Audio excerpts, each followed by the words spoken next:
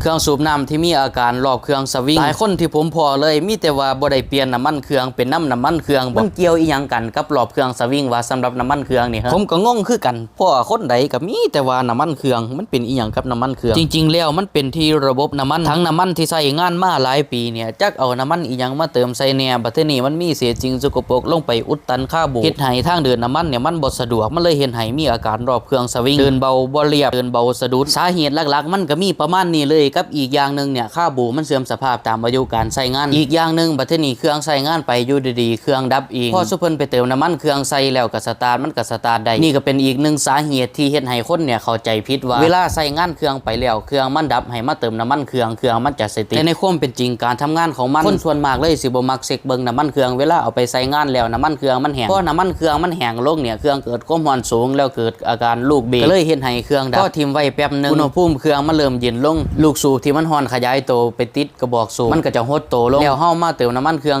เฮาก็สามารถสตาร์ทติดได้ต่อพอเครื่องมาติดได้บางเครื่องมันก็บ่มีควันก็ถือว่าโชคดีไปยังรอดตัวไปอยู่บัดทีนี้บางเครื่องมันก็มีควันแต่คนก็ยังเข้าใจผิดว่ามันเป็นเรื่องปกติถ้าเครื่องมันดับเฮาต้องเติมน้ำมันเครื่องใส่แล้วเครื่องมันก็สิติดเข้าใจผิดในที่นี้ก็หมายถึงว่าการใช้งานแบบผิดวิธีการดูแลแบบบ่รักษามีแต่สิใช้งานซื่อๆแต่บ่ฮู้จักดูแลรักษาก่อนที่สิใช้งานบ่ตรวจเช็คเบิ่งระดับน้ำมันเครื่องคนก็เลยเข้าใจผิดว่าใช้งานไปเหอะใช้จนกลัวน้ำมันเครื่องมันแห้งอีกแล้วเฮาค่อยจังมาเติมเอาเองบัดทีนี้มันก็เลยบ่มีการรักษาเครื่องมาฮู้ตัวอีกที่เครื่องก็พังแล้วคนประเภทใส่เครื่องสูบน้ำแล้วบัดทีนี้เครื่องมันมีอาการรอบเครื่องสวิงเวลาเอามาให้เฮาซ่อมนี่มีแต่มักแนะนำให้เฮาว่าเปลี่ยนน้ำมันเครื่องเปลี่ยนน้ำมันเครื่องแน่มันเป็นน้ำมันเครื่องเป็นน้ำมันเครื่องบ่ได้ทายดนคันสิฮู้ดีปานนั้นคือบ่ซ่อมเอาเองโลดสิยกให้มาให้ซ่อมให้เฮ็ดหยังบัดทีนี้หาลางคนเครื่องบ่ติดยกเครื่องมาบอกให้เฮาเฮ็ดหันเฮ็ดนี่เปลี่ยนหัวเทียนให้แน่ล้างคาบูให้แน่ทั้งที่มันยังบ่ได้เช็คเบิ่งเลยว่ามันเป็นน้ำอีหยังมาฮอดก็บอกให้เฮาเฮ็ดหันเฮ็ดนี่โลดคือจังเพิ่นเช็คมาเรียบร้อยแล้วจังมาให้เฮาเช็คนี่เครื่องมันเป็นหยังมาเนี่ยเฮายกมาให้สร้างเฮาก็ต้องบอกสร้างว่าเครื่องมันมีอาการจังซั่นจังซี่เราอาการไปเขาก็สิเช็คให้เองบ่แม่นว่ามาบอกให้เปลี่ยนหันเปลี่ยนนี่สมมุติว่าเครื่องเนี่ยมันเป็นน้ำคาบูมันเลยเฮ็ดให้มันบ่ติดทีนี้เฮามาบอกให้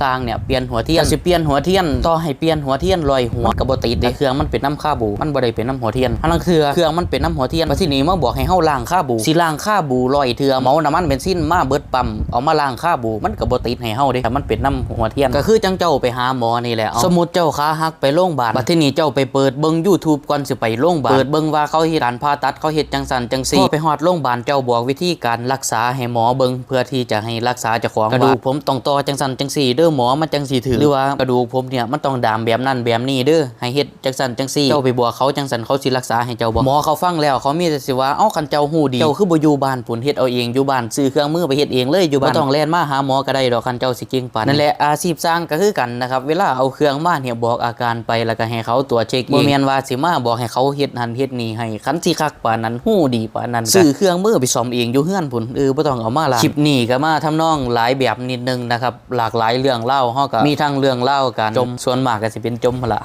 ก็มาในอาการแบบลูกค้าฮู้จักดีฮู้จักแบบจังซั่นจังซี่แล้วคือจังบ่ซ่อมเอาเองจังซี่แม่ทำนองประมาณนี้แหละสำหรับคลิปนี้